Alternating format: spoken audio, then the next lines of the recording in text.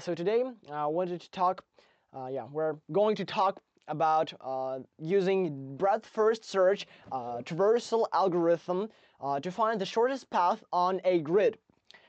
So this is going to be an interesting, fun talk. We're going to solve a problem in I must say in two different ways. These are two different ways of representation of the grid. And also I'm going to show a bunch of handy tricks from a serious educational program which we've learned there. Let's start by talking about why are we going to even talk about grids and their shortest path algorithms and any other algorithms on graphs on grids, since what are they common with graph theory? By the way, yes, we can represent many problems in graph theory using a grid. So, by the way, a grid is a form of implicit graphs. So, in this case, in this way, using a grid, we can solve a surprising number of problems. There can be represented with a grid, or an opposite, many problems that are on the grid. At first, they appear to be solved using a grid or some matrix algorithm, whatever. They might be a graph theory problem, just a bit changed or transferred into a more complex or more into different less complex problems. So these implicit graphs, we can call them implicit graphs because we can determine a node's neighbors based on the location within the grid. So we have a node that is some position on the graph, and it has neighbors. So that is a graph. All right. So for instance, a typical problem on grid is that the solving a maze. So finding a path through a maze is a form of grid problem. And this problem could be solved using a graph. Or, for instance, another problem that is routing a person or in some object or an object through these things like obstacles such as trees, rivers, rocks, etc. to a particular location from one position to some finishing position, to final position. The common one approach how we can deal with these problems on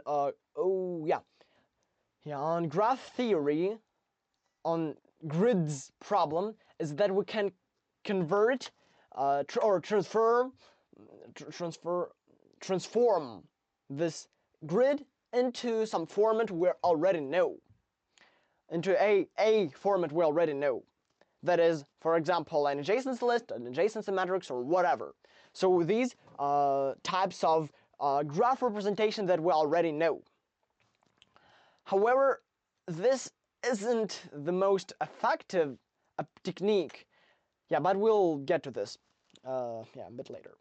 So here we have an empty grid, and one moment. Like that.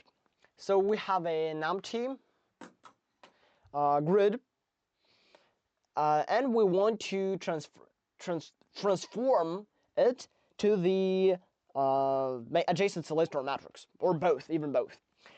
So first that we want to do is that we want to assign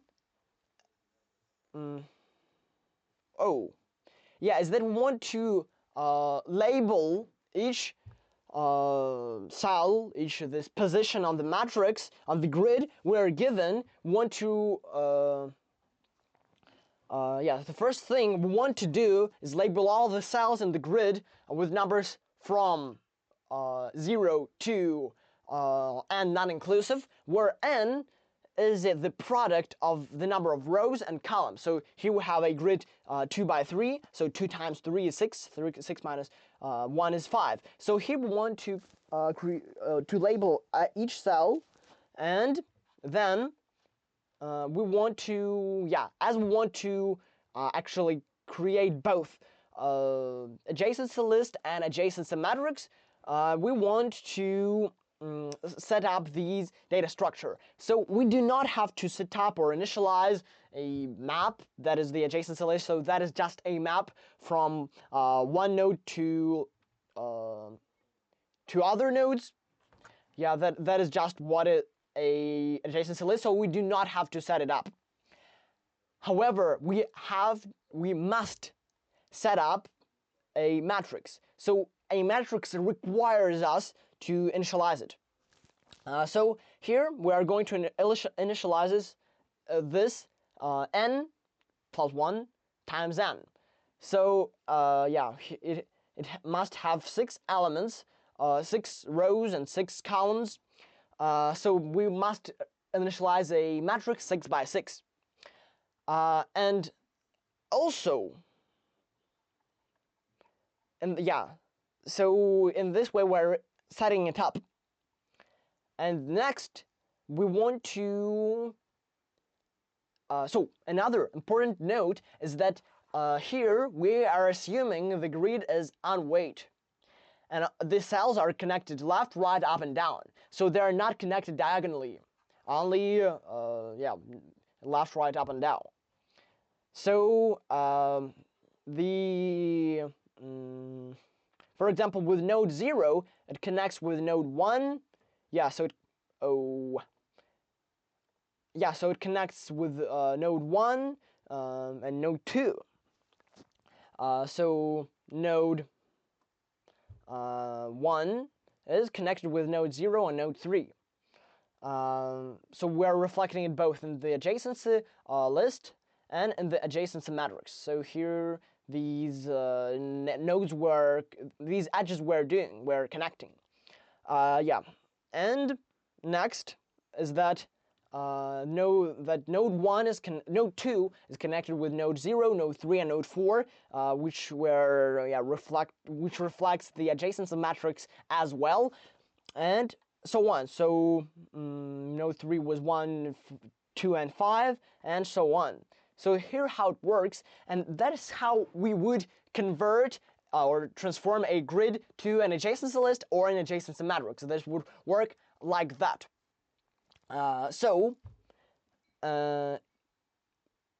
In this way, we can convert from from grid to an adjacency list. But must we do this? So how we transform this every time? By the way, the answer is that we do not have to. So once we've initialized it, once we've transformed it, we can run whatever specialized graph theory algorithm we want, such as shortest path, connected components, whatever. So for example, very famous problem on lead code, to prepare for the interviews, that is number of islands when we're given a grid and we want to find the number of connected components the number of islands in this grid. So as I remember, we do not there can be connected the islands on the left, right, up, and down. So there cannot be connected diagonally.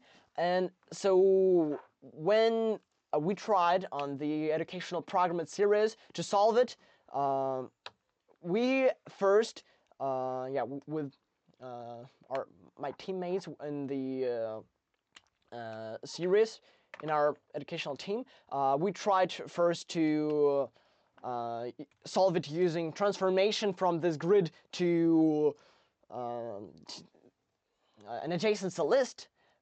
We've solved the problem, but it was not so efficient. So its time complexity was affordable for this problem. So it laid into the time limitations for this particular problem, but that was not efficient to solve it like this, and the efficient that is much more, I think, for 30%, not for 30%, that is much more efficient, is to solve exactly on the graph.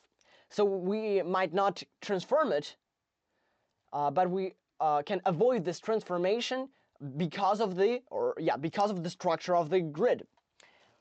So yeah, let me explain how we do this. So and due to the structure of the grid, if we're at the red ball position, so yeah, that is somewhere at the middle of the grid, we know that we can move left, right, up, and down. So these are to reach its adjacent or neighbor cells. And for example, if so something like this, we can move it right, down, up, and right, up, left, and down, left, right, up, and down, to be more accurate.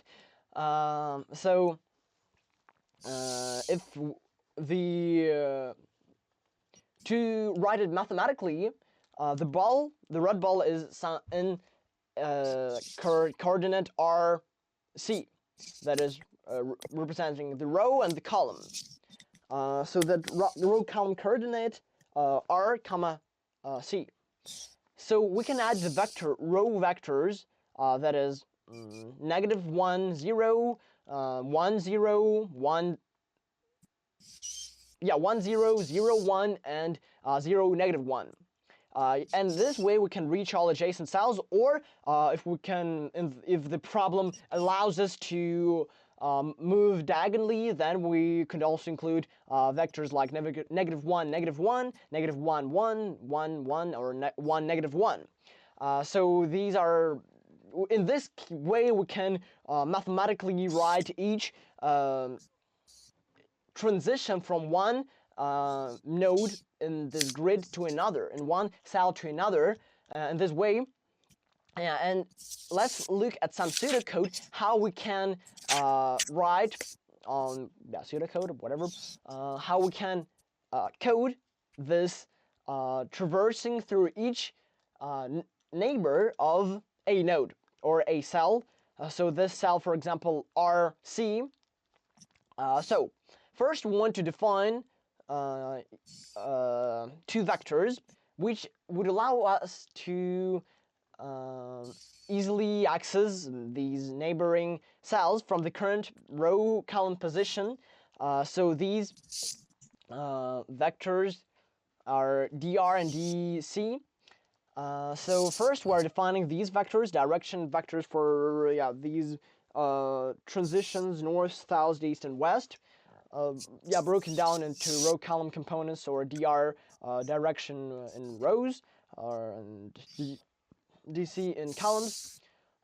So these are our principal vectors in this, the vectors that allows us to write the direction we're changing. All right, and what we want to do is to loop over each direction vector and add it to the current position.